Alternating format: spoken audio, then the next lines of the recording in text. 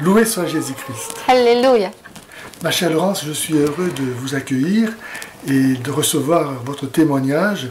Vous avez donc été baptisé et vous avez reçu un catéchisme, mais ensuite vous vous êtes converti à l'islam et puis vous êtes revenu à la foi chrétienne. Alors j'aimerais bien, si vous voulez bien, que vous puissiez nous raconter votre histoire, pourquoi vous êtes converti à l'islam, pourquoi vous êtes devenue ensuite chrétienne. D'accord. Je n'ai pas reçu d'éducation chrétienne dans ma famille et je suis finalement arrivée à l'adolescence avec un mal-être, vraiment un mal-être et un mal de vivre. Hein. Je me dis, mais à quoi ça sert d'être vivante? Ça sert à quoi d'être en vie? Je n'avais pas de repère en fait, je n'étais pas construite quoi, en fait. Et puis j'ai rencontré en fait des musulmans français. Pour moi ça a été la réponse à mes questionnements évidemment dans l'état où j'étais. Mais j'étais vraiment comme une feuille morte qui se laisse tomber, qui est emportée par le vent et elle va là où le vent la porte. C'est ça.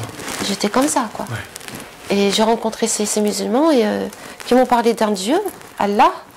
Et pour moi, ça répondait à ma soif. Donc j'ai de suite adhéré à l'islam. Enfin, on me disait, voilà, ça sert, tu es vivante parce que, voilà, il y a un Dieu qui t'a créé, etc., etc. Enfin, un sens, quoi. Ouais. Et donc, c'est pour ça que j'ai adhéré. Vous voyez, j'avais pas de cadre avant. Et donc, voilà, j'ai fait la shahada, donc il fallait la dire en arabe, même si je connaissais pas l'arabe encore à l'époque, donc je l'ai dit en arabe. Vous le connaissez maintenant aujourd'hui, l'arabe? Oui, j'ai appris l'arabe ensuite. Oui, parce que, bon, je vous le dirai au fur et à mesure, mais l'islam, en tout cas les musulmans disent que l'arabe est la langue du paradis, et que le Coran est toujours très mal traduit s'il n'est pas en arabe. Et une prière dite, les 5 prières musulmanes dites en français ne sont pas valides, donc on est tous forcés d'apprendre l'arabe. Et l'Africain, l'Indonésien, l'Indien, le Pakistanais qui apprend le Coran par cœur depuis des années et des années dans le monde musulman, le connaît par cœur mais ne sait pas ce qu'il dit. Hein. Et puis on me dit, il faut que tu portes le hijab, le voile, comme ça à l'époque. D'ailleurs, vous avez des photos, n'est-ce pas? On va montrer ça à nos spectateurs. Vous voulez commenter les photos? Bah, écoutez, là c'était donc ma première année dans l'islam et j'étais partie en Tunisie quelques mois. J'étais dans un village entre Sfax et Gabès, en Tunisie. Et là, quand on vous voit jeune... Et là, c'est quelques années plus tard, en fait, voilà. Donc, je suis entrée dans l'islam à 21 ans. Je me suis mariée à 23 ans et ma fille, Maria, est née à 25 ans. Et donc là, c'est 4 ans après mon entrée dans l'islam. Je me suis mariée 1 an après ma conversion à l'islam avec un Pakistanais, pratiquant bien entendu, c'est évident. D'accord. Voilà. Et puis bah là, on voit dans ma famille, hein, donc là c'est avec, vous flotterez, hein, avec ma soeur et son enfant, et ma fille là qui vient de naître, Maria. Donc vous êtes convertie à l'âge de 21 ans, vous avez commencé à apprendre l'arabe tout de suite, pour pouvoir dire vos prières. On nous apprend très rapidement à donner la prière principale, qui est le Fatiha. Et ben, la communauté musulmane en fait. Comment vous l'avez rencontré où cette communauté? Alors quand j'ai rencontré donc, ces musulmans français, ils m'ont introduit auprès d'amis, à eux donc d'amis musulmans. Dans des familles finalement? Dans des familles, tout à fait, en appartement. On avait des cours d'islam à la mosquée, des cours d'arabe, des cours de tajwid, c'est-à-dire de psalmodie du Coran. Et puis on se voyait entre femmes aussi. Chez les unes, chez les autres. Chez les unes, chez les autres, etc. Pour lire l'arabe ensemble, je ne me souviens même plus pourquoi d'ailleurs, pour parler de l'islam, pour faire des gâteaux ensemble, pour faire du thé ensemble, enfin voilà.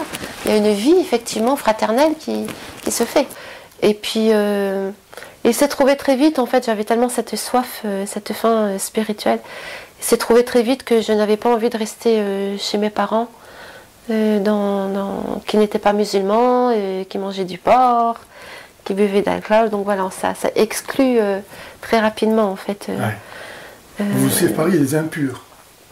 Oui, j'ai pris les adresses des associations musulmanes de France et je leur ai écrit à toutes en disant, ben voilà, je suis musulmane fraîchement convertie, je voudrais vivre dans la communauté musulmane, mes parents ne sont pas musulmans et je cherche un travail dans la communauté musulmane pour pouvoir rester parmi vous.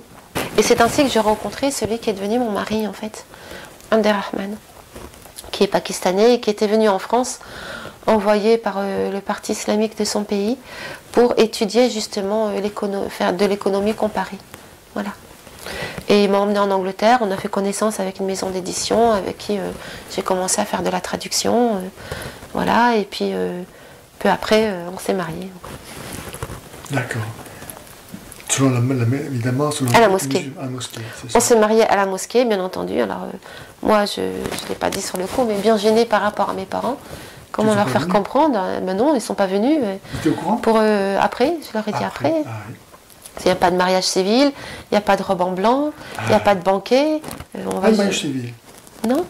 C'est interdit normalement en France d'être marié sans passer devant l'état civil. Oh, je ne savais pas. Ah oui. Je ne savais pas. Si.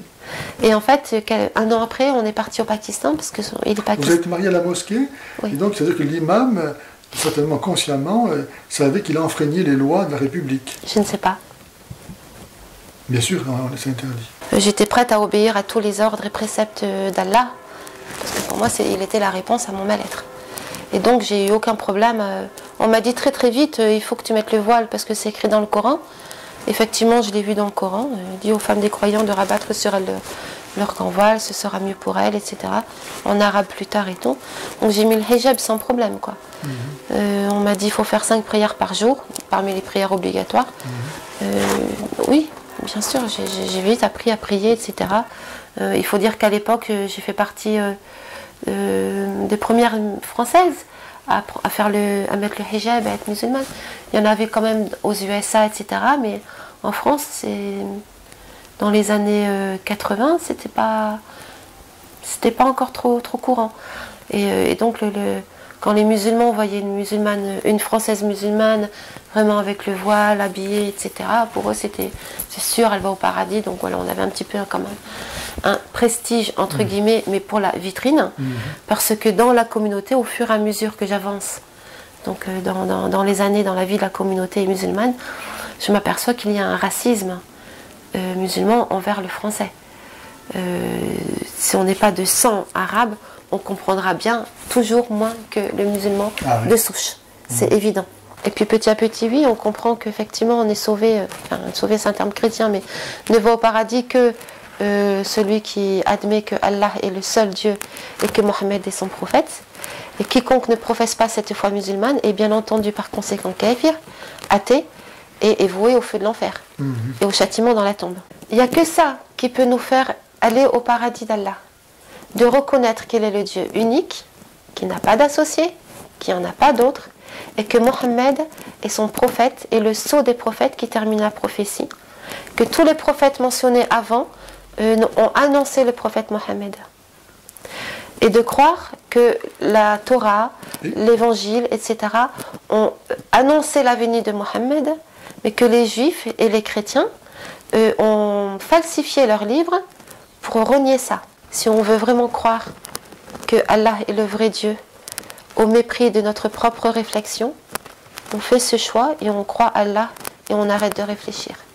En fait, l'islam dit, mais comme postulat, que chaque être humain de toute l'humanité est musulman par nature, par innéité.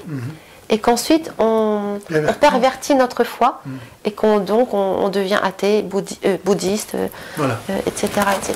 Le grand privilège de l'islam, c'est de croire que Dieu est unique, n'est-ce pas? Or, tous les chrétiens, tous les juifs, tous les prophètes ont déjà dit cette chose-là. Donc Mahomet, pourquoi l'a annoncé? Parce qu'il n'apporte rien finalement de nouveau. Absolument. Donc voilà une contradiction. Ça montre bien que c'est un endoctrinement en islam. Il y a un verset par exemple du Coran qui dit ô vous les croyants, il vous est permis d'épouser 1, 2, 3, 4 femmes, ou des épouses parmi les croyants, ou celles que vos mains possèdent. Donc celle que vos mains possèdent, c'est une traduction littérale de l'arabe, qui veut dire donc vos esclaves. Quand on est musulmane, qu'on adhère à cette foi et qu'on le croit vraiment, cette parole ne nous choque pas. Et moi, à l'époque, j'ai passé au-dessus, je me demande aujourd'hui comment j'ai fait. Mais les fois où je m'arrêtais, je me disais oui, non, mais c'est plus maintenant. C'est plus maintenant, ça n'existe plus, l'esclave maintenant. Alors que c'est faux. On le voit très bien, ce qui se passe au Tchad, au Nigeria. Voilà, au Nigeria, en Irak, partout, voilà. On attire les occidentales avec un discours qui est complètement tout autre. Parce qu'en fait, dans l'islam, il y a tout et son contraire. Et dans l'islam, il est dit que la femme est exaltée, la mère est exaltée. Il y a un hadith qui est célèbre. Non, c'est dans le hadith. C'est dans la sunna. Qui est aussi important que le Coran, quand même. Et un tout petit degré en dessous, mais pas grand-chose. Et il y a un hadith qui est très célèbre et qu'on nous donne à longueur de vie, c'est le paradis se trouve sur les pieds des mères. Voilà, et que la femme est très honorée dans l'islam. Ce que les non-musulmans disent, eh ben, ils ne sont pas gentils parce que c'est pas vrai, etc. Et voilà. Et donc, quand on a envie d'y croire, on le croit. C'est ça. On a envie d'y croire, on y croit. Ben oui. C'est ça. Ben oui. D'accord. Mais par rapport à ces versets du Coran, pour vous, c'était de l'ordre du passé. C'était du passé, oui, voilà. C'était. De toute façon, aujourd'hui, il n'y a plus d'esclaves, etc. J'ai du mal à comprendre, en fait, comment j'ai absorbé. Comment j'ai absorbé toutes ces phrases-là en disant Amen. Amin. À chaque fois. Je ne sais pas comment. C'est l'effet de l'endoctrinement, vraiment. Et non seulement ça, ma chère Laurence, mais si le Coran est la parole éternelle de Dieu, même si ce n'est pas aujourd'hui le cas, ça n'empêche pas que ça devrait l'être, puisque c'est la parole éternelle de Dieu. C'est pour ça, exactement, c'est qu'on a une lecture communautaire qui nous empêche de voir des contradictions. Et quand on voit des contradictions, on explique par le fait que c'est nous qui n'avons pas la foi suffisante. Parce que... On culpabilise. Oui, parce que le dogme, le socle même de la foi, c'est que le Coran a été révélé par Allah. Tout ce qui est dans le Coran est vrai. Et oui, si c'est Allah qui le dit, il peut se tromper, c'est évident. Mais exactement. Et donc, c'est quand même simple à comprendre. Hein. Si le Coran est la parole de Dieu, forcément ce qu'il dit c'est vrai. Enfin, comprenez ça tout de même. Exactement. Et si vous ne comprenez pas ça, vous êtes vraiment des mécréants, quoi. On est prêt à gober n'importe quel argument, même si on ne le trouve pas sensé. On va le trouver sensé. On va le trouver sensé. Et si les gens ne comprennent pas, c'est parce qu'ils ne comprennent pas Allah. Ils ne savent pas. D'accord. Et donc à partir de là, si il y a quelque chose qu'on ne comprend pas, ou qu'on comprend mal, ou qui nous pose question dans le Coran, ce n'est pas à cause du Coran, c'est à cause de nous. Bien sûr. D'ailleurs, dans le Coran, Allah il dit que ceux qui cherchent à comprendre, ce sont des gens qui mettent le bazar et il faut les condamner. Mais il a parlé à travers le Coran et c'est tout. Mais seul il connaît l'interprétation. Autrement dit, on pourrait comprendre. Ce n'est pas là, nous. Mais surtout, comme vous disiez, ce sont ceux qui cherchent à comprendre, qui sont culpabilisés. Tout à fait. Et donc, ils lisent ça, ils lisent le Coran parce qu'ils veulent être de bons croyants, ils veulent aimer Allah. Et ils sont victimes de l'islam. Ils sont victimes de l'islam. Ils sont empêchés de réfléchir. Le musulman croit que le chrétien est polythéiste, mouchrik. Le musulman croit que le chrétien croit en un Dieu qui est Père, Fils, et que Marie est la troisième des trois. À cause d'une mauvaise traduction, bon, c'est encore des preuves que le Coran s'est élaboré au cours des siècles, pour le bon vouloir et d'action de calife, comme pour l'adoption, le concubinage, etc. Bien sûr. Et en fait, Esprit Saint, c'est un mot qui est féminin.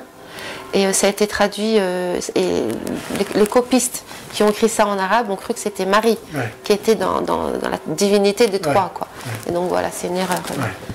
Vous n'osiez pas remettre en cause tout le système qui s'est imposé à vous comme étant d'origine divine. Ça a été monstrueux de votre part d'oser critiquer, soumettre une question à quelque chose qui se présentait comme étant parfait. Et je ne pouvais d'autant moins remettre en cause quelque chose qui avait l'air de répondre à ma faim et à ma soif. D'autant plus. Parce que vous le dites comme ça, n'est-ce pas? Parce que vous aviez projeté sur l'islam la réponse à mon mal-être de l'adolescence. Absolument. Absolument. Je comprenais que dans l'islam, il y avait des repères, il y avait un cadre, il y avait un but, une explication de la vie, etc. Donc pour moi, ça allait. Donc j'étais la première à rien remettre en cause. Et j'étais la première dans ma lecture de tous les jours du Coran, que si je ne comprenais pas, c'est à cause de moi qui ne comprenais pas. Et d'où ça m'a donné encore plus la motivation d'apprendre l'arabe également. Vous voyez? Et d'obéir à tout ce que Allah disait. Est-ce que vous pouvez nous dire quelque chose en arabe? نعم كما تحبي يعني الفاتحة سورة الفاتحة أعوذ بالله من الشيطان الرجيم. Ça fait longtemps hein. بسم الله الرحمن الرحيم الحمد لله رب العالمين الرحمن الرحيم مالك يوم الدين إياك نعبد وإياك نستعين اهدنا الصراط المستقيم صراط الذين أنعمت عليهم غير المغضوب عليهم ولا الضالين آمين. Merci. Vous le dites plus ça maintenant. Ah non alors. Bon, très Ah non alors.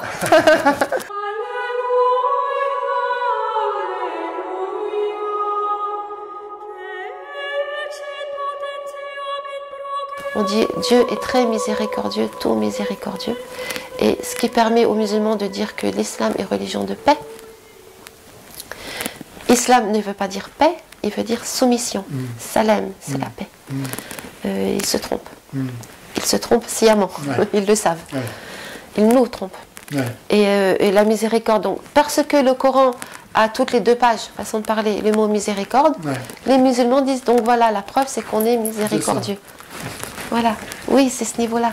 C'est ce niveau-là. Voilà, il faut encore une fois faire attention au vocabulaire dont je parlais tout à l'heure. Quand on parle de miséricorde, quand on parle de foi, etc. Quand je parle de foi dans l'islam, ça ne va pas être la foi que nous comprenons en tant que chrétiens. Mais ce que je voulais dire, c'est que l'islam est un livre de pratiques rituelles, une religion de pratiques rituelles. Et donc, il y a énormément de choses qui sont halal. Tout est soit halal, soit haram. Soit péché, soit pas péché. Moi, je témoigne. Je connais le Coran et je l'ai pratiqué. Et je l'ai lu dans le texte arabe. Ceux qui pratiquent le Coran, ce sont ceux qui prennent les armes et qui viennent conquérir le monde. Tout à fait. Le bon musulman moyen qui pratique pas ou qui pratique peu juste sa prière et son ramadan et qui boit un petit peu d'alcool éventuellement, etc. Lui, il va se faire tuer comme nous. Bien sûr, c'est clair. Il n'applique pas le Coran. Il n'applique pas le Coran. Il n'applique pas le Coran. Il est plus en harmonie avec son cœur. Oui. Et donc, ils sont complexés. Et c'est pour ça que devant un imam ou devant un djihadiste, etc., ils baissent les yeux et ils ne peuvent pas répondre. Parce qu'ils sont prisonniers. C'est ça. Ils sont prisonniers entre ce que leur cœur leur dit et ce que l'islam leur impose. Voilà. Et c'est une grande souffrance. C'est très dommage que ces gens n'aient pas le courage de quitter l'islam. C'est difficile.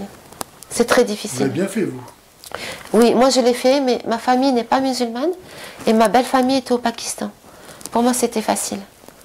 Je n'avais que à quitter la communauté géographiquement. L'individualisme est quand même assez combattu dans ce genre de communauté. D'ailleurs, dans l'islam, ça à tel point que l'individu n'existe pas. La personne. La personne même n'existe pas. C'est ça. Tout est communautaire. On ne peut rien faire. On ne peut pas avoir un choix personnel si la communauté nous pointe du doigt. C'est impossible. On a des doa, c'est-à-dire des invocations avant de manger, après manger, avant d'aller dans la salle de bain ou aux toilettes et en sortant.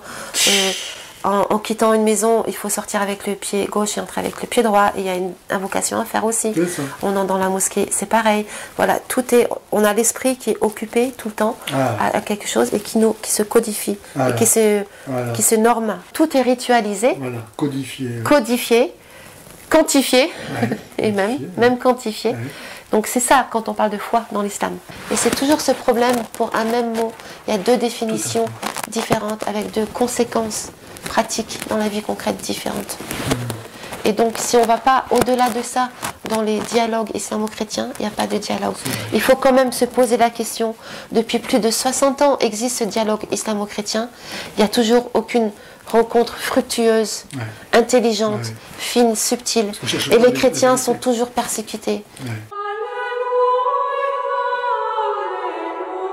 En fait, le temps passant et les années passant, il y a ces pratiques-là ont commencé à m'étouffer en fait. Parce que moi, je visais vraiment Allah, ma soif c'était lui, et c'était pas forcément des pratiques rituelles. Il y a une des choses qui m'ont décidé à quitter la communauté musulmane, tout en restant musulmane, c'est par exemple des lois stupides. À un moment, j'en ai eu jusque là, quoi.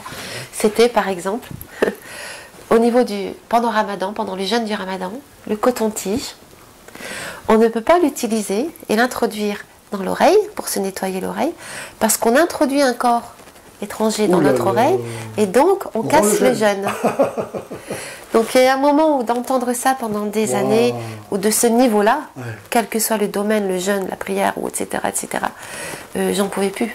Et c'est ça qui m'a fait quitter la communauté. Mais il était évident que je ne quittais pas l'islam parce que pour moi le Coran était toujours le livre d'Allah révélé et Allah était toujours le vrai Dieu. D'accord.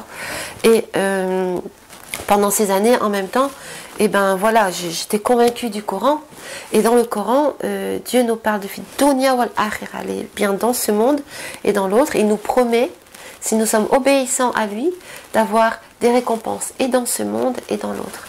Et les années passant, donc je suis musulmane et j'élève mon enfant dans l'islam, etc., ben je m'aperçois que finalement, je ne suis pas épanouie comme personne en fait. Ni comme épouse, ni comme mère, ni comme femme. Je ne suis pas quelqu'un d'épanoui. Ben ouais, non, finalement, je ne suis pas heureuse. Ah oui, vous réalisez ça comme ça? Alors, ça se dit en une demi-seconde, mais le concevoir et oser le penser et oser réfléchir dessus, mais plusieurs mois. Mais plusieurs mois. Mais oui, au bout de plusieurs mois, je me dis, mais oui, c'est vrai, en fait, je ne suis pas heureuse. Qu'est-ce qui se passe? Qu'est-ce qui se passe? Pour résumer, au bout de 11 ans à peu près, j'étais partie à Château-Chinon, un institut islamique, pour apprendre tafsir, le commentaire du Coran, l'arabe, la psalmodie, la législation, à fond. Et puis finalement, à la fin de cette année-là, j'ai décidé de casser mon mariage avec mon mari parce que j'étais vraiment, définitivement malheureuse.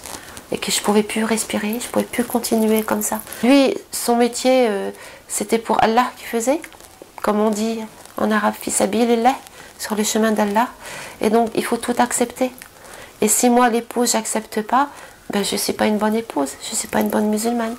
Et donc, j'ai entendu et accepté et obéi à ce discours pendant des années, jusqu'au moment où c'était SOS. Je ne pouvais plus. Je ne pouvais plus vivre, je ne pouvais plus respirer. J'étais malheureuse et j'avais un héritage à donner à mon enfant. J'étais devenue mère entre-temps. J'étais obligée de faire avec la réalité de ma vie. Donc pour lui, c'était un gros choc parce que pour lui, c'était même pas concevable de divorcer et encore moins que ce soit sa femme qui demande le divorce. Pour lui, c'était très difficile. Et comme je vous disais au début de la conversation, voilà, nous sommes, les occidentales sont attirées dans l'islam avec des promesses. La femme est un bijou dans l'islam, elle a une place très honorable, etc. Et ne croyez pas les non-musulmans qui disent que la femme n'a aucun droit. Et puis, il fallait bien que je vive, évidemment avec le hijab, parce que j'étais toujours musulmane, convaincue d'Allah. Mais il fallait que j'ai un logement et il fallait un travail avec le voile et puis son enfant, elle était à l'école à l'époque, etc. C'était pas facile. Et j'ai continué et c'est à partir de ce moment-là aussi où le fait de quitter la communauté musulmane, si vous voulez, et de revenir, de vraiment avoir, de chercher une relation plus intense et donc finalement plus personnelle avec Allah, a fait que ma lecture du Coran est devenue une lecture personnelle en fait. Ça s'est fait tout seul. Le fait de quitter la communauté musulmane a apporté une lecture personnelle du Coran. Et ça, c'est quelque chose que vous allez retrouver dans de nombreux témoignages. Je l'ai entendu vraiment plusieurs fois, d'ex-musulmans qui sont devenus chrétiens ou qui ont arrêté la foi musulmane. À un moment de leur vie, ils font une lecture personnelle. Joseph Fadel le dit aussi très clairement, enfin, beaucoup d'autres, voyez. Et je commence cette lecture personnelle, et là, je commence à lire comme des choses que j'avais jamais lues, quoi, si vous voulez. Mais surtout en fait, c'est que je veux garder le Coran comme livre de chevet. Je suis toujours convaincue qu'Allah, il est le vrai Dieu. Et que il faut être musulman pour être heureux, fit dunya wal akhirah, dans ce monde et dans l'autre. Et le temps passe, les années passent encore, 2-3 ans, et je m'aperçois que je suis toujours malheureuse. Je suis toujours malheureuse comme les pierres. Pourtant, vous êtes et fervente. toujours pas épanouie. Et je suis Vous faites fervente. tout ce que vous pouvez pour obtenir... Mais j'en témoignerai au risque de passer pour une orgueilleuse ou une, je sais pas comment dire, mais je témoignerai jusqu'à la fin de mes jours que j'étais à fond dans l'islam. Ouais. J'étais sincère. Ouais. J'ai fait plus que mes 5 prières, plus que le ramadan.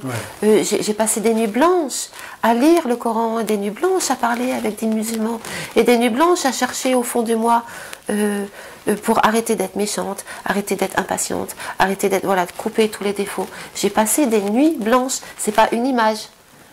Et donc, j'avais vraiment ma sincérité pour moi, et ma volonté d'être soumise à Allah. Et pour moi, c'était un honneur et un amour d'être soumise à Allah. Parce que j'avais pas d'autre comparaison. Moi, c'était bien. Vous voyez?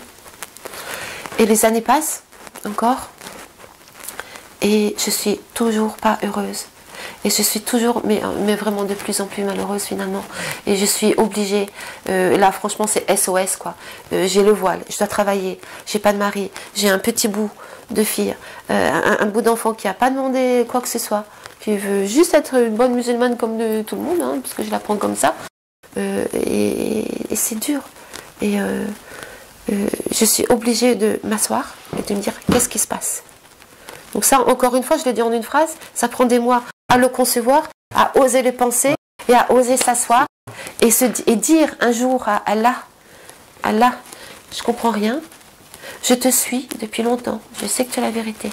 Je sais, bon voilà, j'ai fait un discours de vérité sur ma vie et je lui dis, je ne te sens pas dans ma vie, Allah, je ne te sens pas dans ma vie.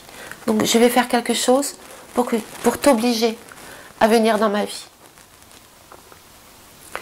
Tu demandes que les femmes, tes croyantes, mettent le hijab. Je vais quitter le hijab, Seigneur, Dieu, plutôt, Allah, pour que tu me punisses. Et le fait que tu me punisses, je vais savoir qu'enfin, je vais être sûre que tu sois dans ma vie. Vous voyez? D'accord. La preuve, pas le contraire, quoi. Oui. Il fallait qu'il me dise qu'il est là. Parce que dans la communauté, dans mon mariage, dans la lecture personnelle du Coran, je ne le trouvais plus. Et j'avais mis toute ma vie. Ouais. J'avais sacrifié ma carrière professionnelle. J'avais mis ma vie conjugale. J'avais mis ma maternité, ma vie de mère, ma vie de femme. C'était juste impossible qu'il ne soit pas là. C'est pas vrai. Il y a un truc que j'ai pas compris. Et ben je vais lui dire, Allah, j'ai pas compris. Je te vois pas dans les bienfaits. Viens me punir. Mais je saurais que tu es là. Mon Dieu. Et donc il y a une chose pour le dire et une chose pour le faire. Parce que j'étais fière d'être musulmane, j'étais fière d'avoir le hijab. Vous voyez? Et puis il faut passer à la désobéissance. Mon Dieu, vous restez gros là, vraiment, c'était magnifique. Hein. C'était SOS. SOS. Vous le provoquiez, quoi. Sans oser le dire, mais c'était ça. C'est beau. Et puis, eh ben voilà, je décide de... Un jour, je mets pas mon voile. Et je sors dehors. 1 jour, 2 jours, 3 jours, plusieurs jours. Et en fait, le ciel tombe pas sur la tête. Il se passe rien. Et il ne se passe rien. Et ça a été comme le château de cartes qui s'écroule. Vous attendiez à quoi? Vous attendiez à quoi? Que voilà, être frappé de la lèpre, devenir aveugle? Je sais pas. Un châtiment. Un châtiment, une punition. Voilà, d'accord. Une punition. La maison en feu. Je sais pas, oui, quelque chose. Voilà. Un accident, j'ai plus de jambes, je sais pas. Et il se passe rien. Et il se passe rien. Il se passe rien. C'est un dieu mort, quoi. Mais en fait, moi, ça a été le château de cartes qui s'écroule, quoi. Ça a été les châteaux de cartes qui s'écroulent. Mais alors, si là, il n'est pas là, et dans la prière, et alors, mais est-ce que ça explique pas pourquoi ça répond pas à mes prières? Est-ce que ça n'explique pas, s'il n'est pas là, que ça répond, qu'il n'y a pas de réponse à mes demandes? À ma soif d'être épanouie, d'être une femme? Je me suis toujours fait une illusion, finalement. Mais alors, ça veut dire ça? Ça veut dire que j'arrive à 40 ans et que je m'aperçois que Dieu n'est pas vrai, et qu'il n'est pas vrai, et que c'est une illusion, et que je me suis fait avoir. Et on en prend un coup là, dans son intégrité, dans son orgueil. Bien ou mal placé, on s'en fout là. Je suis une belle idiote. Et j'ai entraîné ma fille. Et j'ai 40 ans, j'ai jamais travaillé, j'ai mis toute ma foi et toute ma vie dans une chose dont j'étais passionnée, qui n'existe pas. Magnifique. Non. Mais si, c'est magnifique.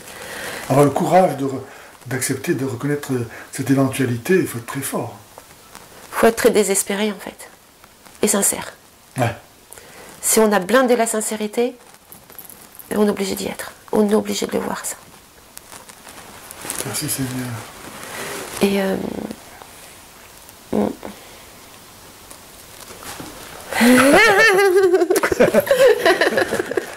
Alléluia. Merci.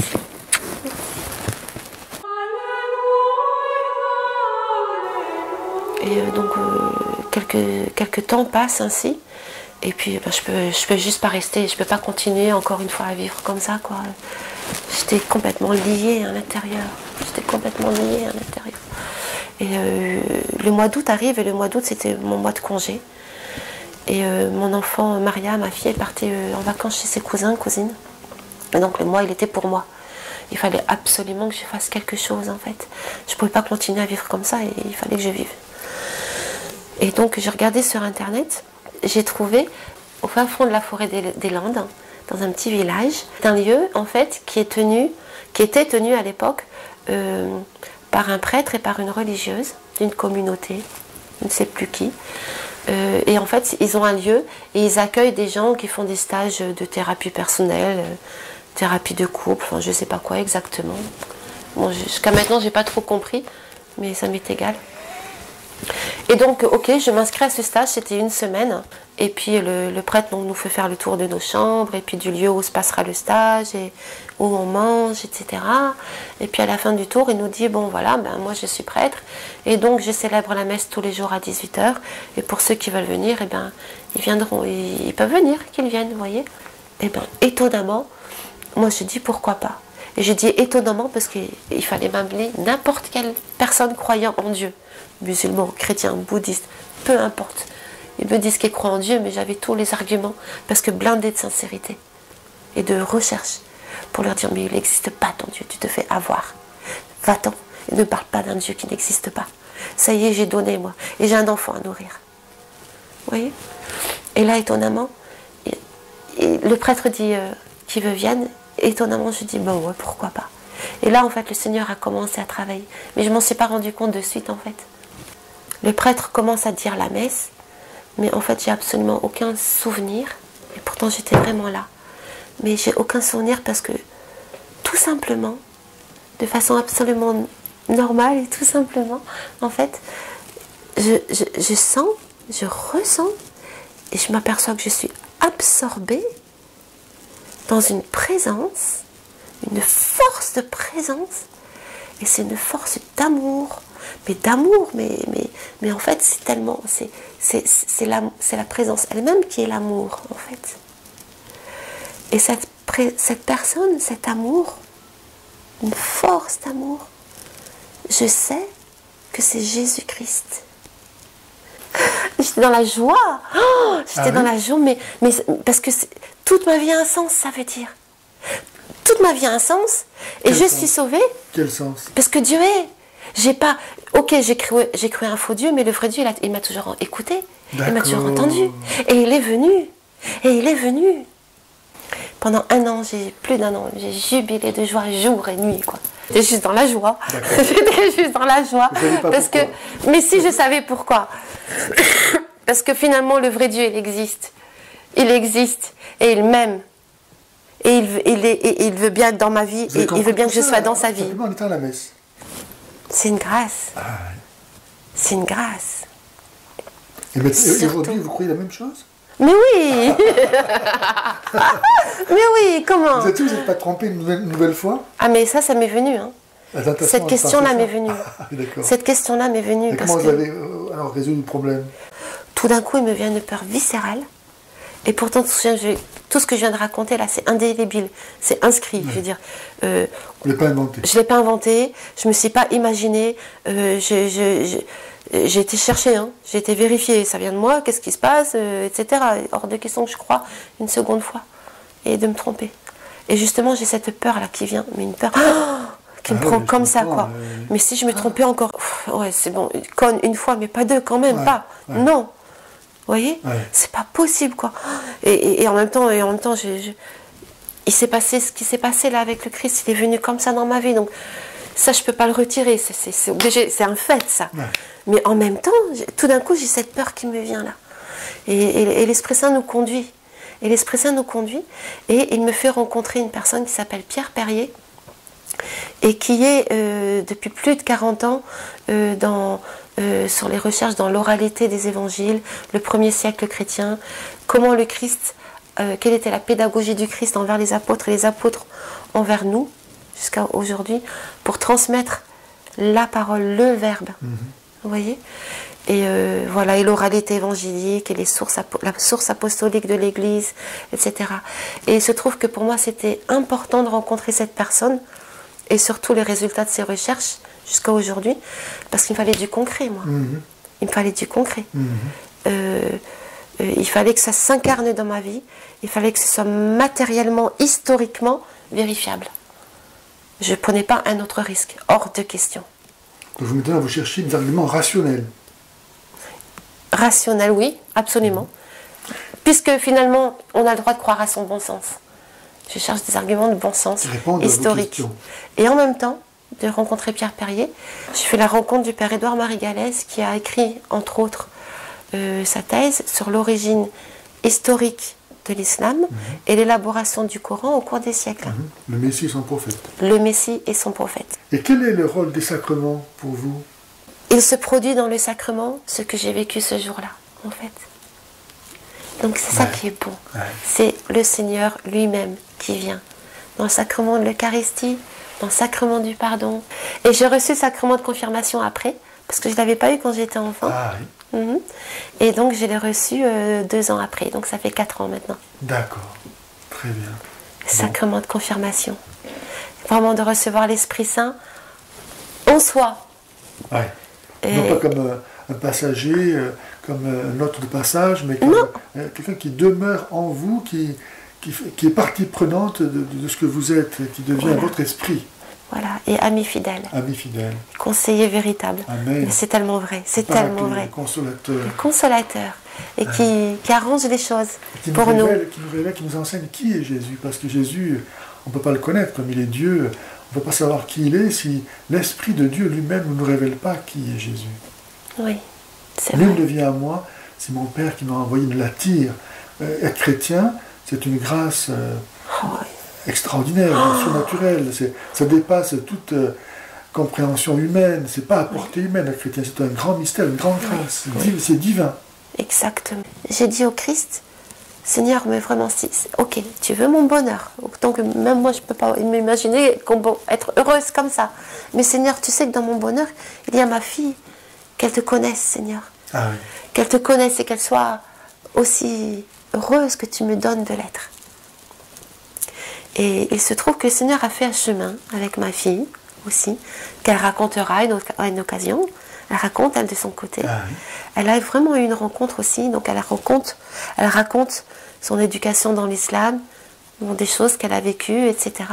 Et cette rencontre qu'elle a eue avec le Christ, et elle a reçu le baptême. Vous êtes heureuse depuis que vous êtes devenue chrétienne? Vraiment, vraiment. Qu'est-ce que vous diriez à des jeunes gens aujourd'hui qui veulent se convertir à l'islam? Quels conseils vous leur donneriez?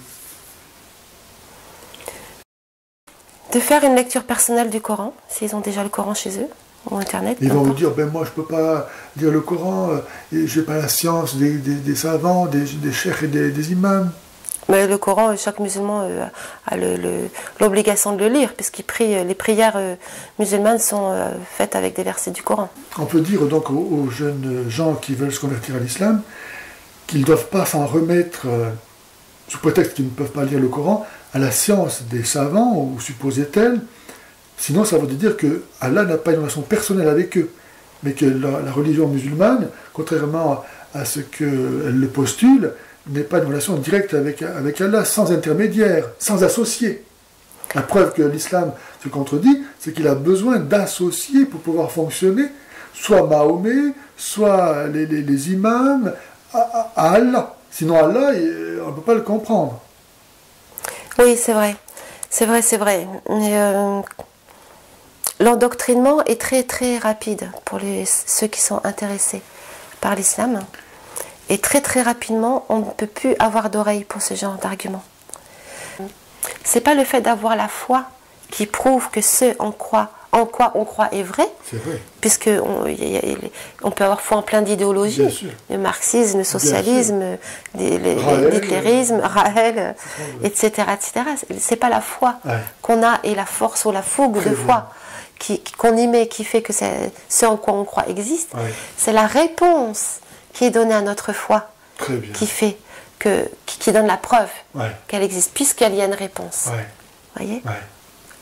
Et une réponse qui apporte paix, sérénité, joie, quelque chose qui est clair. Voilà, c'est clair et c'est simple.